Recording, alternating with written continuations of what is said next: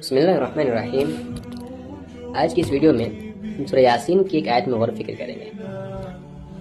وہ آیت اس طرح سے ہے کہ اللہ رب العالمین فرماتا ہے وَضِرْبْ لَهُمْ مَثَلًا أَصْحَابَ الْقَرْيَةِ، آپ مثال کے طور پر ایک قریہ والوں کا ذکر کر دیں، إِذْ جَاءَهَا الْمُرْسَلُونَ، کہ ان کے پاس رسول آئے، إِذْ أَرْسَلْنَا إِلَيْهِمُ اثْنَيْنِ، جب ہم نے ان کی طرف دو رسولوں کو بھیجا، فَكَذَّبُوهُمَا، تو انہوں نے ان دونوں کو جھٹلایا، فَعَزَّزْنَا بِثَالِثٍ، تو ہم نے پھر تیسرے کے ذریعے ان دونوں کو تقویت دی، فَقَالُوا إِنَّا إِلَيْكُمْ مُرْسَلُونَ، تو وہ لوگ کہنے لگے، یعنی تینوں رسولوں نے کہا ایک ساتھ، إِنَّا إِلَيْكُمْ مُرْسَلُونَ، کہ ہم تمہاری طرف رسول بنا کر بھیجے گئے ہیں۔ اس کے بعد باتیں آگے بڑھی، قَالُوا مَا أَنْتُمْ إِلَّا بَشَرٌ مِثْلُنَا، جیسے انہوں نے کہا کہ تم تو ہماری طرح بشر ہو، کوئی رسول نہیں ہو سکتا، بشر رسول نہیں ہو سکتا، جیسا کہ ان کا انکار تھا۔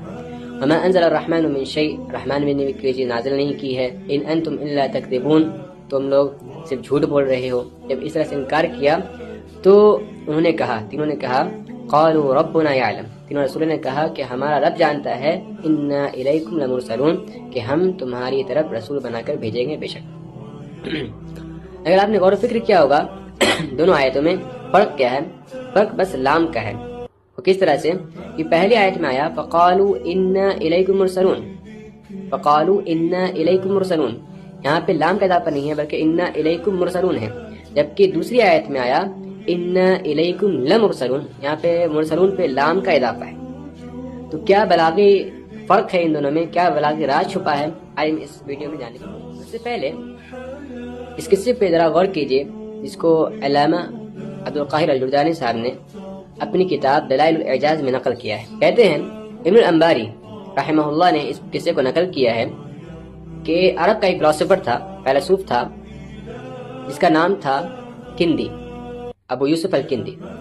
اس نے ایک مرتبہ اس وقت کے بہت بڑے نحوی جو کہ گرامرین تھے، ان کا نام تھا ابو العباس المبرد، ان کی طرف سفر کیا۔ سفر کر کے جب وہاں پہنچا تو اس نے کچھ سوالات عرض کیے کلام عرب کے حوالے سے۔ اس نے کہا کہ میں کلام عرب میں کچھ چیزیں فالتو پاتا ہوں، اس کا کوئی مطلب نہیں ہے۔ تو ابو العباس نے کہا کیا ہے وہ ذکر کرو۔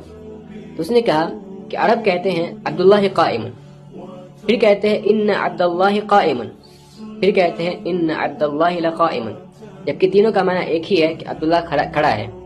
پھر دونوں تینوں میں فرق کیا ہے، پھر یہ انا کا اضافہ کیوں، پھر یہ لام کا اضافہ کیوں؟